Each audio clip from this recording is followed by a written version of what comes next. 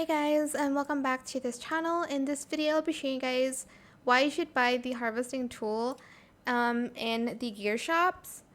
And basically, it's just way easier to obviously harvest plants because in this event, you will need a lot of them to contribute to the fall bloom.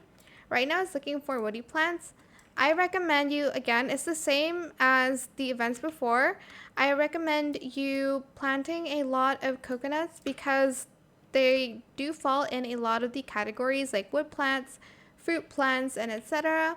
Obviously, you'll still need to plant stuff like flowers and like vegetables, but coconuts are just easy for me to like submit.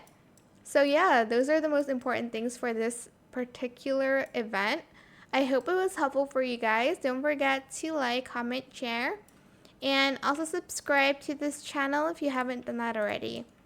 If you have any more questions about this video, just leave it in the comment section down below. I will try my best to answer them all for you guys. And if you found this video helpful, please click the thanks button as well.